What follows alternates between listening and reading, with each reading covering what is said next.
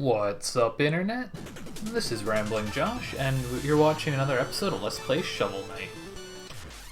So previously I mentioned that I was thinking about doing a playthrough of this game, just one final playthrough of, I'm not sure what you would call it, I guess no purchases, or it's not quite no upgrades, but something along those lines. So that's what I'm going to do.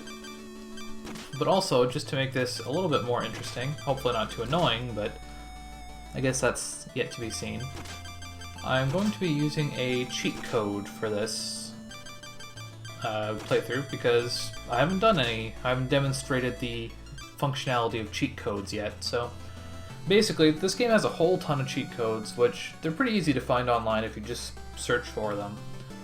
And they'll have a really wide variety of possible effects. So this particular one that I'm going to use, you'll see what it does pretty easily once I start playing, but rest assured that it's not something that makes the game easier or harder or anything like that. So Shovel Knight is still the same old Shovel Knight even with this cheat code. So we tell the game that we do in fact want to use that cheat, and then we can enter our actual profile name. And luckily I don't care about unlocking feats because I already have all of them. So just to clarify a little bit what exactly the purpose of this run is, the challenge that I'm doing here is, it's a run that I did previously to kind of combine two achievements together. I will see if I can find them here. There is Penny Pincher here, finish the game without spending any money. And True Chivalry, beat the game without collecting any relics. Which I guess they're technically the same achievement since you need to spend money to unlock relics. But, you know, whatever. So that's what we're going to do. We're going to run through the game without spending any money at all. And I don't think you can get that achievement on New Game Plus mode or anything. But whatever the case may be, this means that we will have no relics. We will have no upgrades at all. So no charge shot, no bouncy dynamo armor, and we won't be buying any health upgrades either. That doesn't mean that we won't have any health upgrades. I'm still going to get the health that you earn from defeating the various enemies, the various stages rather. So I guess we'll end the game with 7 health. But the point is to not use any relics, which can be very annoying, but I think also adds a lot of depth to, not depth, but it's an interesting challenge, I think.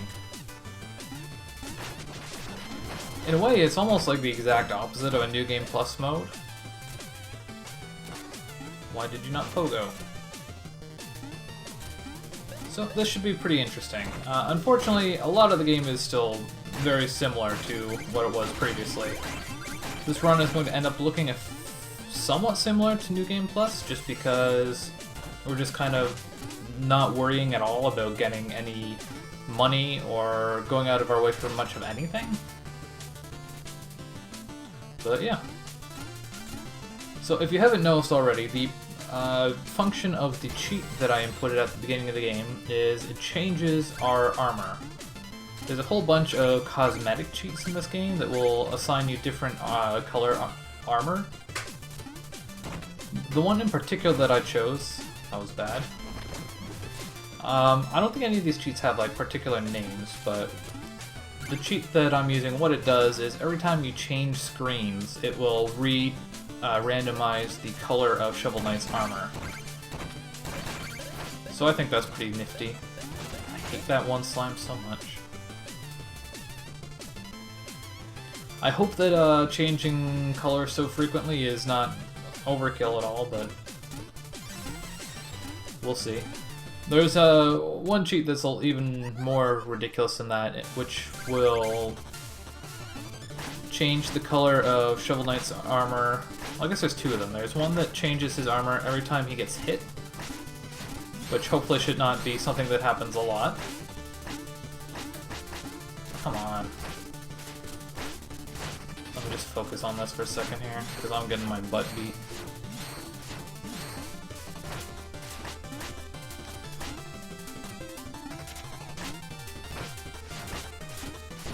Okay, that was really silly. I was like focusing more on talking and I almost died. So as I was saying, there is one cheat that will change the color of Shovel Knight's armor every time he gets hit. Which ideally would not be something that happens a lot, but we'll see how that works out in practice. And then the other one, which has been referred to in every place I've seen, it's been called a LSD mode. It changes the color of his armor every time he jumps. And obviously that's a little bit absurd. Actually, this colored armor goes really well with the background here. That's pretty nifty.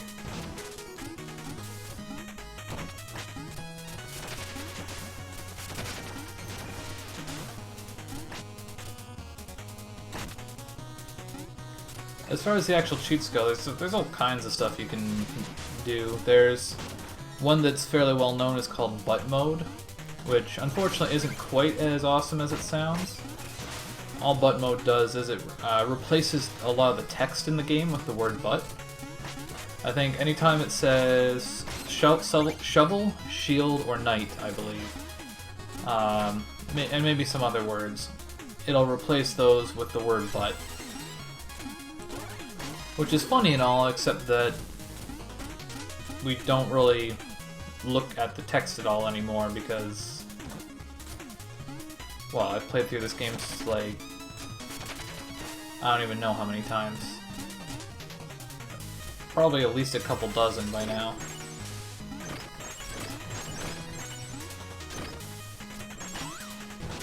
No, I didn't want to pogo off that. Oh well. Not a big deal. So obviously the beginning of this is pretty similar to every other mode of the game. Because up until this point there's no opportunity for us to even have bought any relics. I guess by now we should technically have the Flare Wand. I uncovered the apple and I didn't even bother to grab it. That was pretty silly.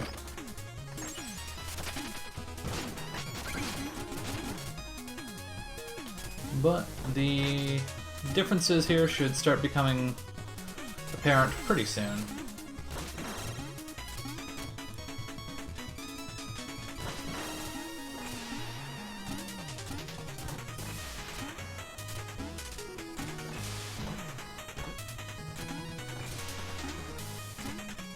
I hate this room so much, but at least it went well. I'm sure I've probably said how much I hate it every time I've done it so far, but whatever. Should I kill this guy? Can I even kill him from behind?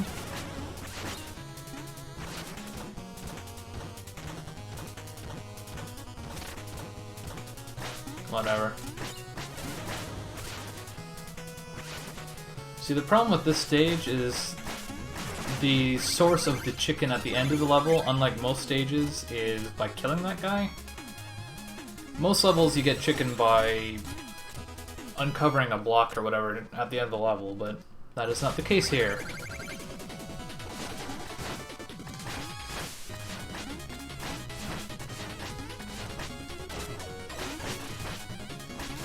This guy is actually surprisingly a lot harder without, maybe not harder, maybe that's not the right word, but the Flare Wand is surprisingly useful here.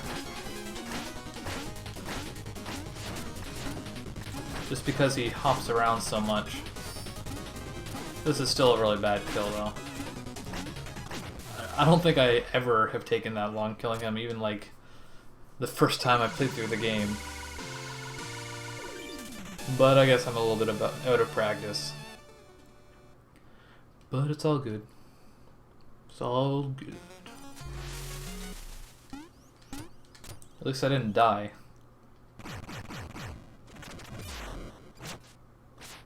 Of course, we're not actually destroying any checkpoints on this. playthrough, so dying shouldn't be a huge issue. And I don't think not having the flare wand should make a big difference on this stage. I hate that one frog so much. Frogs are like the biggest troll in this game ever. It's like every game has to have one trolly enemy. Wow, that background palette match. In Symphony of the Night, the trolley enemies are the flea men. What's a trolley enemy in Super Metroid?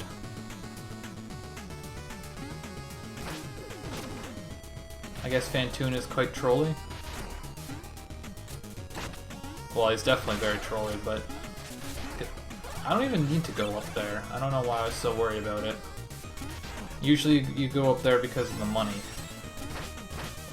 And or the magic, but I don't need either of those. Oh yeah, hot pink armor. Clearly the best armor.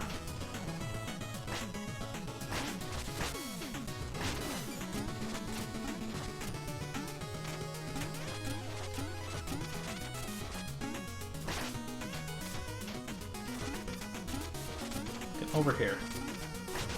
There we go. I'm just like terrified of jumping into the spikes.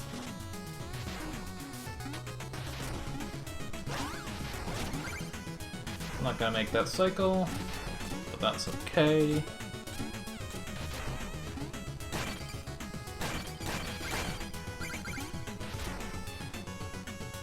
I'm trying to think where the nearest chicken is. I guess it's on the next screen, so.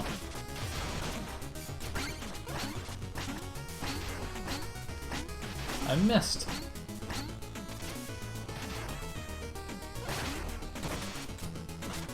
Stay away from me.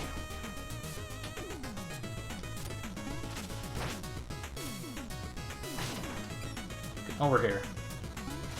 You're not far enough over. Stupid frickin' skeleton. This guy never cooperates. I hate him.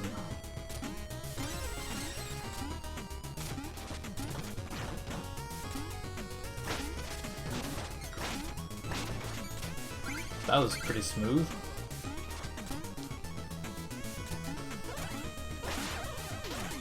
Oh, right. I want to go down over here.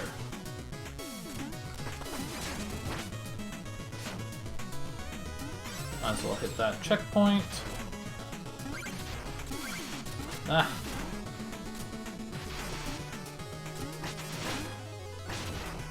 Into the pit with you.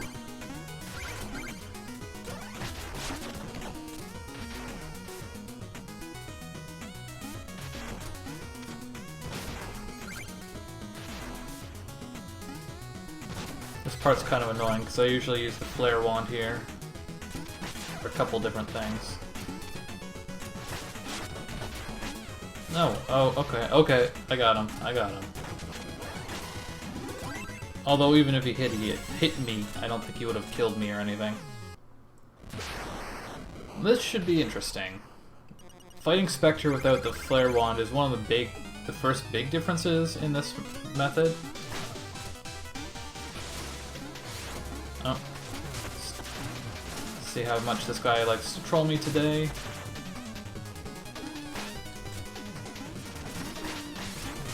No, stop it!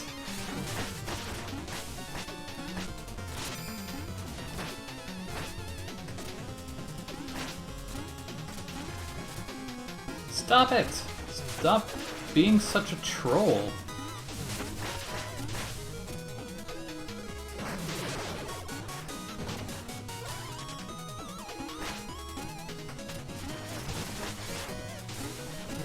I was gonna say, if he goes over to the right again...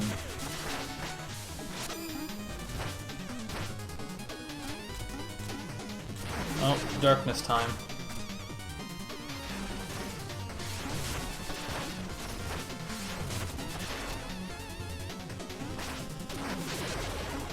Can't quite reach! No, die! There we go, okay. I guess all things considered, that could have maybe been worse. I mean, that was a really slow fight, but you don't really have much control over what Spectre Knight does. He's, all things considered, he's probably, I want to say, the second trolliest boss right after Plague Knight.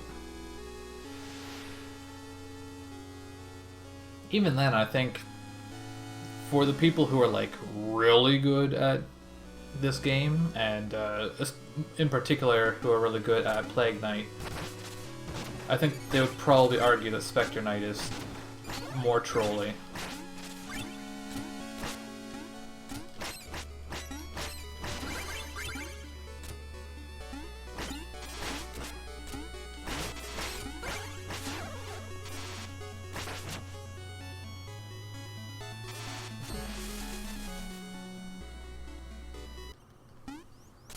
Oh, look at that yellow. Is it not glorious?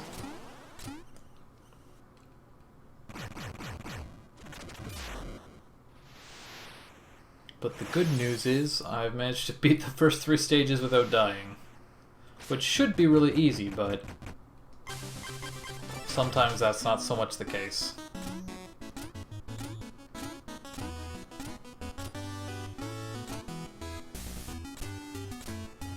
Hello!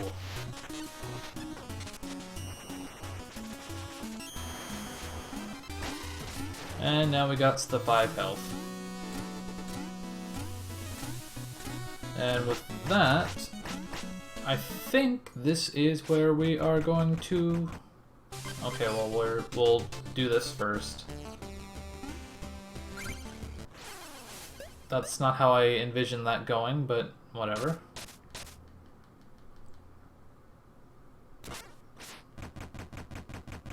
And he's still in our way. This is another way that this game can be trolly.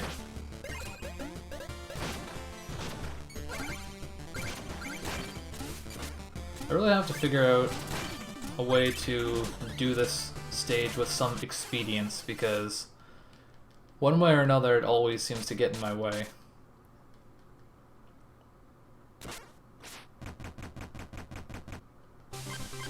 I mean, it's not like it's a hard stage, it's just annoying and trolly, and it's like really easy to get yourself killed if you're trying to go too fast. Oh, I didn't mean to do that. What the heck? Oh man. So much for like not dying and stuff.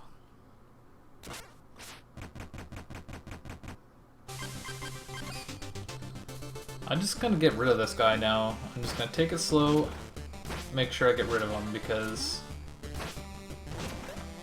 now I have like a vendetta against him.